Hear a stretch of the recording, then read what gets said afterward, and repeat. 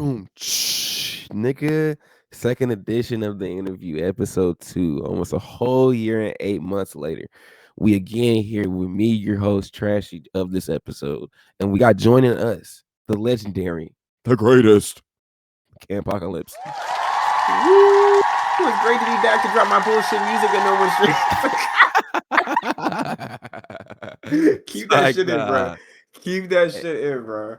Hell yeah. Because I know that nigga's watching. We're going to talk about that later. We're going to talk about that later. But yeah. Last time that we were here, you had just dropped Serial Experiments with PB, aka Pillbreaker, along with Forget Me Not. And since then, you've delivered 4 EPs with 2001, the first full-length mixtape. The newest project that's dropped as the 23rd of February 2026 was the second edition of the collaboration between you and Quincy Divine, titled C Notes, with 28 minutes of sweet exclusive production from Quincy with grungy real rhymes from Campocalyspe.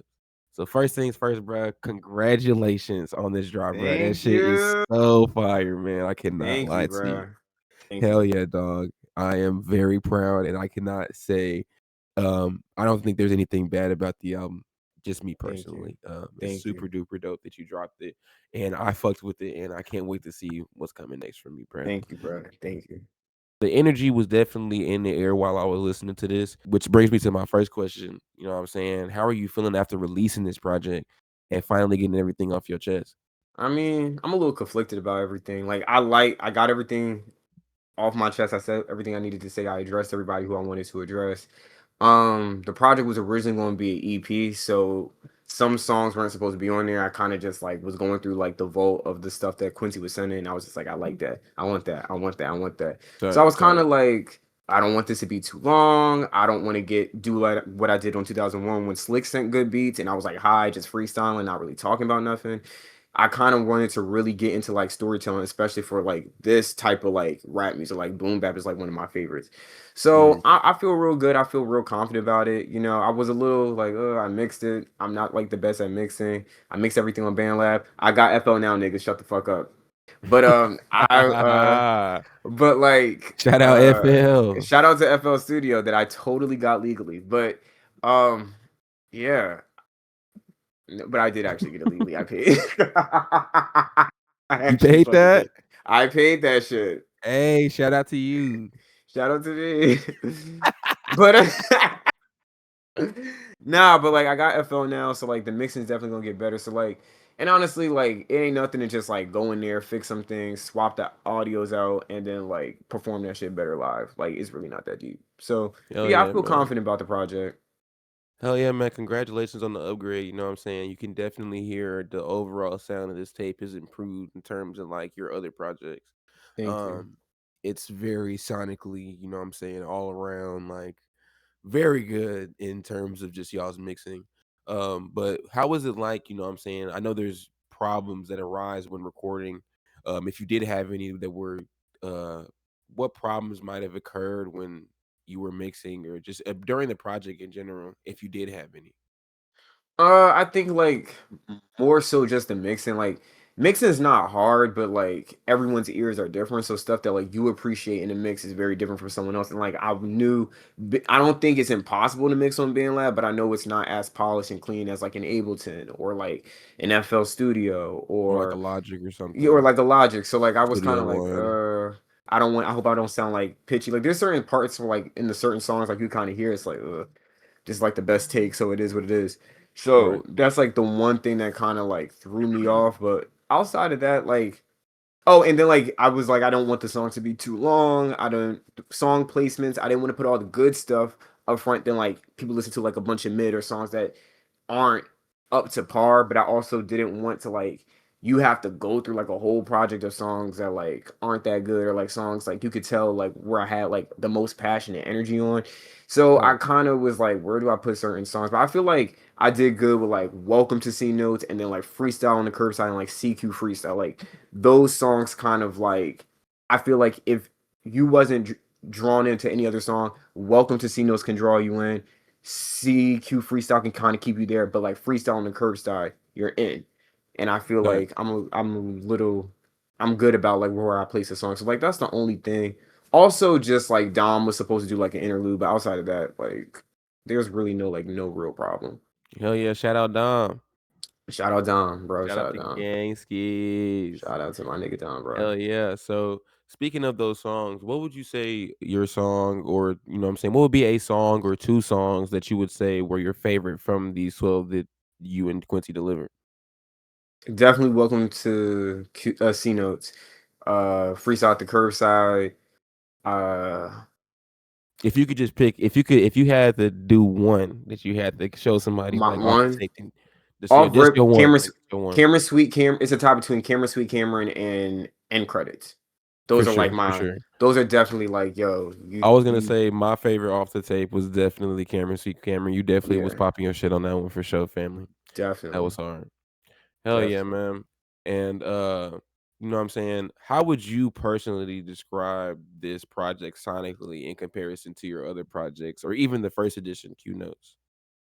I feel like they're all in the same realm of like up until this point. I think that they've all kind of just been like to some degree gritty. Like they've all like you could tell like I'm not like an industry plan. I'm not rich and like I'm pretending to be independent or I'm signed to a label. Like I feel like every project has that, but I think with this one, it just is real hip hop. Like I think not to say that plug and B and melodic rap isn't hip hop, but I think like if you're really a hip hop fan, if you really love rap music, hip hop, I feel like 2001 and this project, these are very like, ooh, like he's rapping. Whereas like before, Right. it's kind of like, oh, you do melodic rap. It's like, are you a rapper? Are you a singer? You're kind of a little bit of both. But no, I'm really rapping on this record. So I really feel like that's whereas like it's very drastically different. Like I was rapping on the other ones, but I'm really rapping. Like You really sticking it to the pen on this one for sure. yeah, I feel like the first half of C Notes was you addressing a lot of conflicts within your own life from people, you know what I'm saying? You did like mentioned there were a lot of stories that was going on in, you know what I'm saying, just throughout the listen. If you just sat there and listened to all the, you know what I'm saying, the lyric subject matter that was going on with songs like, you know what I'm saying, Cambino's Warning and Mariachi, you know what I'm saying? I see you forming a smile. I feel like you've been itching to talk about this. yeah, I'm itching to talk Um, about it. Let's start with mariachi. so, So basically, honestly, it's really not. It's a bunch of disses, but it's also not really disses. It's like this is my life. This is conflicts. for sure. I got into it with two people. One is a rapper. The other one, I don't know what he does. Not even like trying to be funny. Like I don't know what he does. But Mhm. we he was a part of Infinity Posse, and we were never friends. Like I never considered him a friend, but I thought Right. we were cool enough where it's like if me and you have disagreements and issues, you can like speak to me about it instead of him like going to other people in the group, really just one person, but like trying to like do a smear campaign and trying to like shift people to not talk to me Mhm. because he purposely went out of his way to misunderstand the video. Because not because what I was saying was so hard to understand, but was more so just because like you don't like me. He's had a dislike for me for months. I've kind of picked up on it. We like our last interaction before everything transpired. He was just very passive aggressive.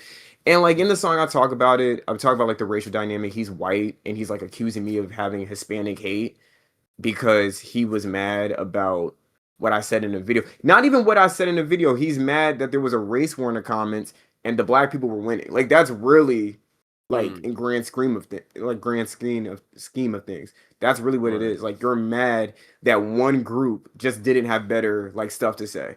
And instead of him telling me like, "Hey, Cameron, your comment section looks a little racist," or "Hey, Cameron, you might want to clean this up. It's not a good look," or maybe you should say something like randomly just assumed like I hated Latinos and I was damn near MAGA Mm. and I was like Yeah, okay. Like it was just a that's very crazy. weird thing to jump to. And it was even like in the messages, like he can't even really say what the issue is. Like he's saying, like, I get what you're saying and I understand, but I don't think and it's just basically like tone like but like that's how like that's what it was. Like he was really just like tone Right. policing me. He's basically saying like you shouldn't be you can't be passionate about black issues. You can't be passionate about racism that black people experience.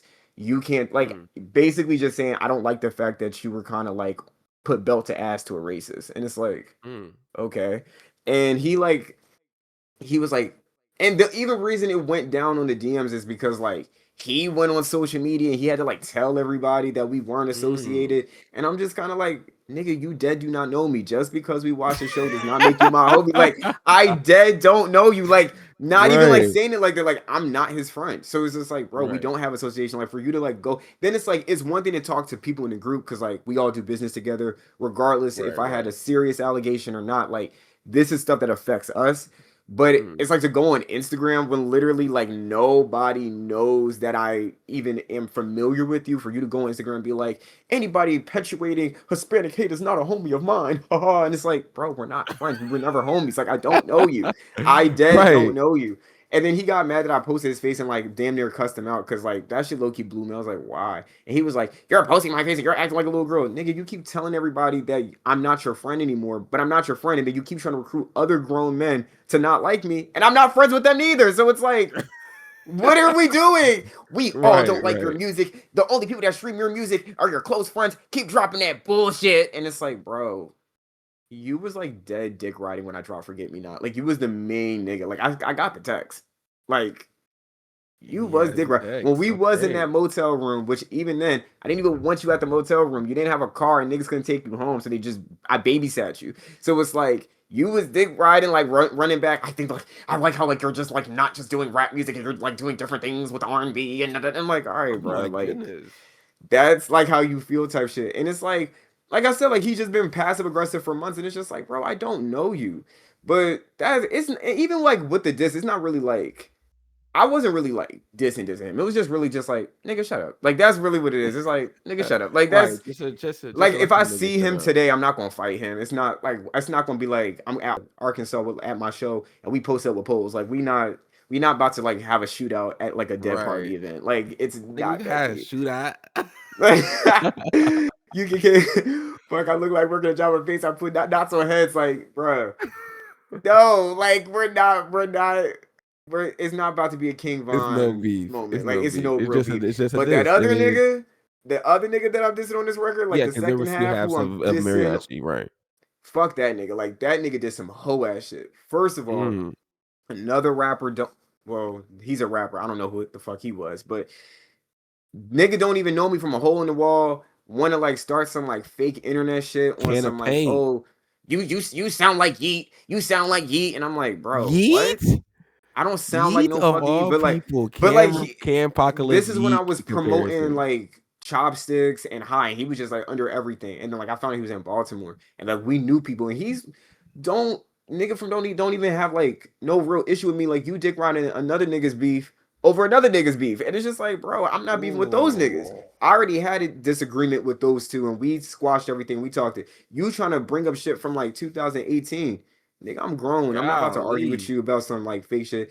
And he wants to like he's mad over some girl that he thinks I was dating back in high school. It's like I don't even know that girl. Like we was in a group chat on a Mm. Yubo group chat, and it's like, nigga, I don't know that bitch. I Yubo was is in a cursed. relationship. That's insane. Bro, he's like crashing out over like a Yubo thought. Like respectfully, no disrespect to her, but bro, please. The Yubo thoughts is You like nuts. crashing out over e pussy is crazy. Like I'm cool. Like you can have that Yeah. little bitch. I don't want her. Like you can have her.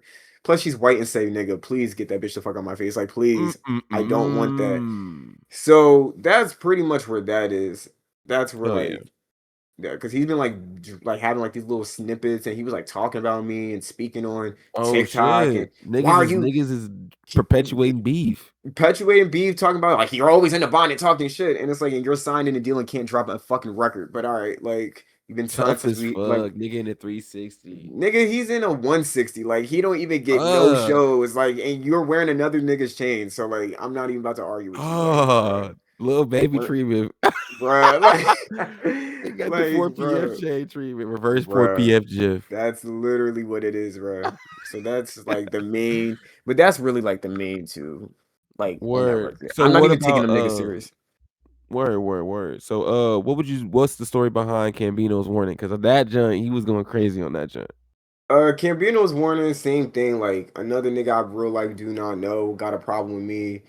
It was really just like trying to network in the underground and it went wrong. The nigga got an allegation. I don't know how true it is. I wasn't going to do FBI work. That's not my friend. That's not my No type man's. of We don't have investigation, like like it's just like I don't. If they say you touched the girl, you might have touched the girl, and nigga, I don't know. You might yeah, have to get a lawyer.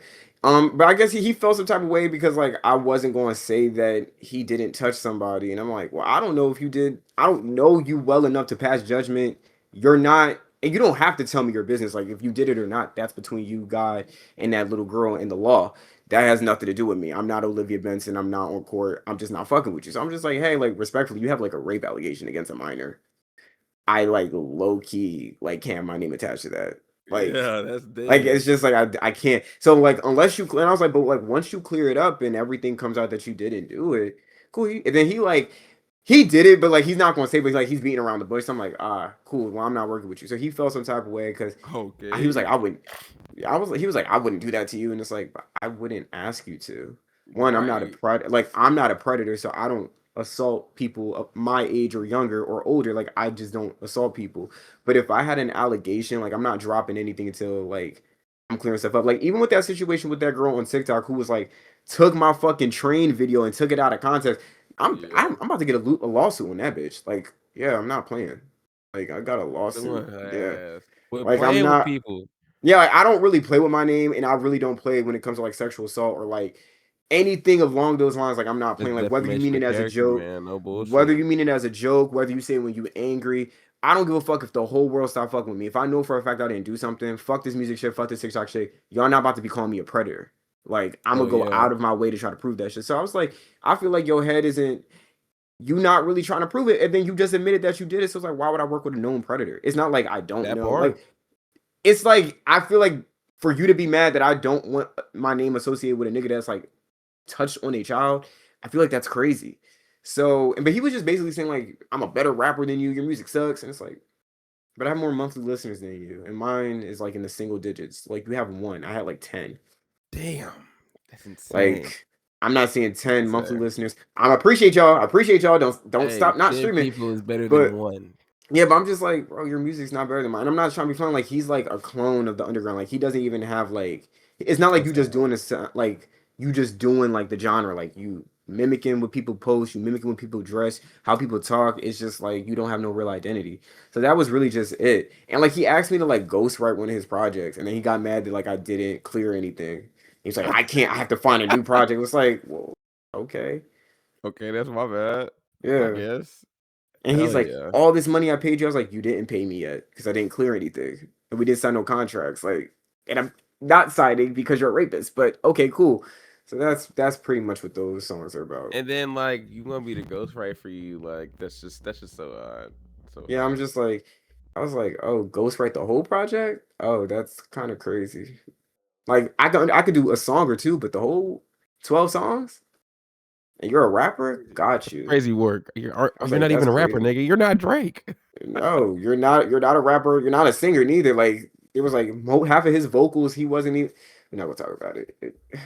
AI vocals. Just That's dead all I'm it. gonna Just say. dead it, man. Just dead it, man. AI vocals. Niggas was using AI AI vocals. vocals is AI. insane work. That is crazy. Well, I really enjoyed what's all that jazz, the interlude, and how you reassured the listeners with the content of quote unquote they're nothing. Mhm. And it felt really philosophical. How did you like, what I'm saying, go about that, and how did that like come to you, if you don't mind me asking? I feel like this is kind of like layered. So I was watching a lot of black exploitation films when like the start of this song, because not the song, the project. If you notice throughout the film, there's like little like voice clippings and throughout the songs, like uh on what's it called? I think it's like right after not is it after Not My Jazz? I don't know if the interlude is before uh Not a Diss, Just Facts, but like the song It's after. It's is after. after. So yeah. So when I did Not a Diss, Just Facts, I sampled uh Black Girl, which is a black exploitation film. It's one of my favorite films. And like it's about a girl, she's in a toxic relationship with her family, and they like put her down. They don't want her to dance. They don't want her to like go to dancing school. And then like her foster sister kind of comes down, like reassures her, like, yeah, you could go to college, you could be anything. You're not just some regular black girl in LA. And her sisters are kind of like don't want her to do it. And the grandmother, which is towards the end of the film, she's like, if she doesn't become anything, that's her nothing. And that kind of like stuck with me. It was like, you know, like yeah, like if this rap shit don't work out, it's mine. It's like for me to figure out. If I fall on my face, I fall on my face. If I don't, Oh yeah. I hope I don't fall on my face, but I'm okay with You failing my because I effort, did my effort is everything.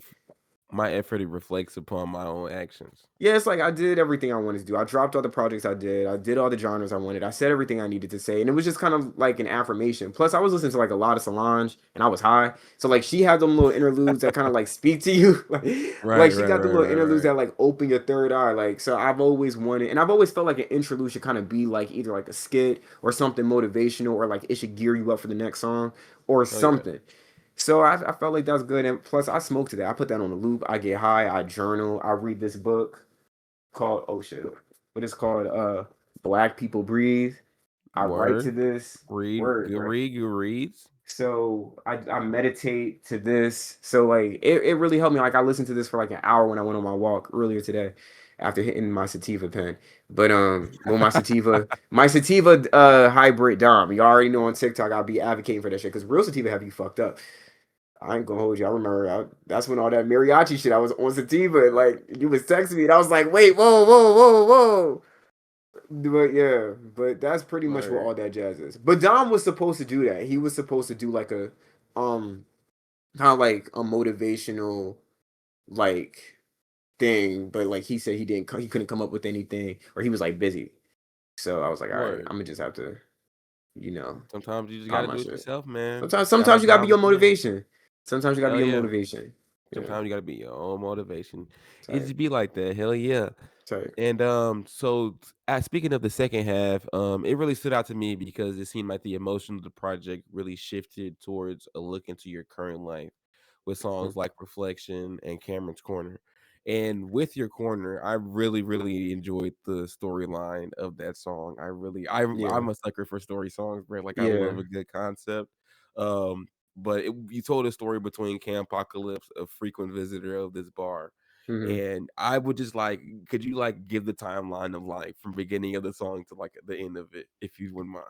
So like not reflection. It's a camera's corner. It's kind of like a internal battle with oneself. Like I am the bartender and I am the drunk. So it's like Mm, the bartender is me before I started drinking, and then it's kind of like trying to steer me back to like get off, like stop drinking that much alcohol. And then like me slurring the words is kind of like me in my current state of like depression and like mm, battling addiction. And then like even like the sidelines, it's kind of like where I kind of have it under control and I'm kind of like I gotta lock in. So like it's basically just kind of like we all have our vices to cope with like real life and reality, and mine was alcohol at one point. You know, I won't right, say I was an alcoholic, like I wasn't like drinking every day, sweating, waking up smelling like tequila, but right. Just taking some just indulging. You know what I'm yeah, saying? like I Just a was little indulging. definitely self-medicating. You know, I went through like a really bad breakup in 2022 and it was like really fucking with my mental, and like I tried to get Mm, back into hookup culture and it was like that wasn't working, and it was just like I was just trying to find something to like clear my mind from that. And then I started talking to someone and that didn't work out. And that was someone that I really liked and I felt like could have really elevated my life or someone I could see myself really being with. And it was just unfortunate because there was no infidelity, there was no abuse, there was no toxicity. It was really just mental health. And then that started fucking with me. And then I'm just like, what am I doing with this rap shit? Like it's kind of like I was taking like it was just kind of like reflecting. And it's just kind of like I kind of gotta really like I'm getting older. Like most like Ash just got married. Tristan, my brother just had a baby. Everyone is like moving out of Maryland. It's like I'm kind of like still in my mom's house. I'm about to be 25. It's like, bro, what am I doing? And like sometimes instead of like doing the shadow work, you kind of like find something to escape for a little bit. So I drink, but like when I get drunk, I'm not violent or crazy, but I get very emotional. I remember things, and then I get very angry compared where I'm on cannabis. Like when I'm high, I'm in a good spirit. Like I have those bad thoughts, but it's like mapped out. Like we can kind of like we can mope about it for like 10 minutes, but nigga lock in. Whereas like with yeah. alcohol, it really like especially like the alcohol I was drinking, I wasn't drinking dark. Like I was drinking stuff that's like juice, so it creeps up on you. So it's just like you Hmm. look back at your life and you look out at like falling outs with people, not even like anything bad, but like people moved away, and it's like damn, like it would have been nice you be on this journey. Or like even with my ex, like I talk about the Gemini all the time. She's not like a good person, but there is moments where it's like, damn, you're supposed to be right next to me. Like you're supposed to be here to Right. see this, and it's like it fucks you up. And then for everybody knows, like my dog Pluto died, got my son tatted on me. He's my motivation. But there's like Real moments shit. like Real that when rap. Real rap. I'm playing with Cardi, which is my other dog. Uh, I kind of like emotional because like I gotta go to work. It was quarantine puppies. So like, and I wasn't working because I was doing TikTok like the first account. So I was making a lot of money. So for a lot of Cardi's life, he always had a brother, and then I was always home. But then I started working after Pluto passed away. So I noticed Right. like Cardi's depressed, and that kind of fucks with me. And it's like I want everybody to be in a better situation. And my mom almost died when I was 20. So there was just like sometimes you can't cry every day, and you can't mope. Sometimes you just Hell want to yeah. be angry. So that's really what Cameron's Corner is like. If it comes off like I'm angry and I'm mean, sometimes I'm not. I'm just having one of those days. And sometimes you just gotta go to the bar and like get drunk for like a day and get that all out. Hell yeah. I agree. Boy, it's I Pillbreaker. No way PB's in this building. Bruh, shout out to Pillbreaker. Shout out to Shout out Pillbreaker. PB. Shout out Bruh. PB right now. Oh my Hell yeah. god, Shout out this to is PB. Friday. This is extremely crazy. This is extremely This crazy. This is some shit you would see on TRL, this bruh. is no bullshit. Just Yo, keep that in. Keep that in. Keep that in. Definitely oh keep my that in. goodness. This is Shout out to hilarious. Pillbreakers. Nigga don't got no microphone. He just hears spirit. Shout out to PB, man. Shout out to Pillbreaker. Um Mixtape coming soon. Mixtape coming soon. We got this Mixtape in. coming soon. Me and PB got some shit in the works too, man. Niggas don't even Hey, know. Niggas don't even know. yeah. Shout out to PB, man. Actually, and this with the appearance of Bill Breaker, this was going to be my last question, but my last question was going to be, what can the fans be looking for next following Campocalypse? uh, Honestly, just more plug and B. Definitely, we're getting back in that. Everybody knows I love the melodic stuff. So like me and Pillbreaker, especially like we working with a Vivid Worker again. So like y'all gonna get this great like plug and B mixtape that's really like some melodic rap. We're bringing back Hell plug and yeah. bass. We definitely bringing back the plug and bass sound. Because like no one's really doing that, and I think Pillbreaker. First of all, I always give it up to Pillbreaker. I always give it up to Give it up Eddie. for PB, man. Hailing all the way from Brazil. Shout out to everybody in Brazil that been like supporting me off the strength of Pillbreaker. I love to see it. But I give it up to Pillbreaker. He really helps the Campocalypse sound. We got Vivid Worker who did like the melodies for what's it called? Visible Evil. So we got a plug and B mixtape. We got a plug and bass mixtape. And we got Visible Evil Deluxe. So that's in the works. So Okay. that's in the works. So we got a bunch of stuff. And then we might hit into some like emo alt territory. So I got some we're about to we like it's about to be a movie. I'm about to say I know I say It's that every about to year, but be a like real movie. shit, like I'm locking in. We got visuals coming out.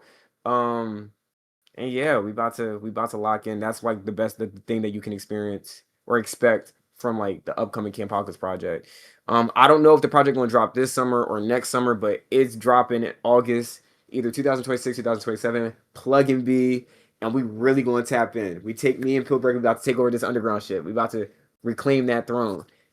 So Hell yeah. yeah, man. Y'all heard it here, folks. Go stream C Notes, man. Out everywhere on every And shout out platform to you Quincy get. Devaughn. Shout Shout out out. I Quincy want to give a Divine. big shout out to Pillbreaker for helping me mix my vocals throughout my career. Shout out to Quincy Devaughn for laying like the amazing beats and doing his thing. I couldn't do it without Quincy. Shout out to Slick. He did my first mixtape, 2001.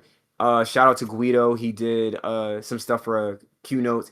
He is fingers crossed. He's gonna be on like this plug and B project, and he also did he worked on the 2001 remix EP for back in the day plug and B remix, Rhyme with Me and Rhyme with Me Too, which visuals on the way. Visuals are on the way. I got y'all.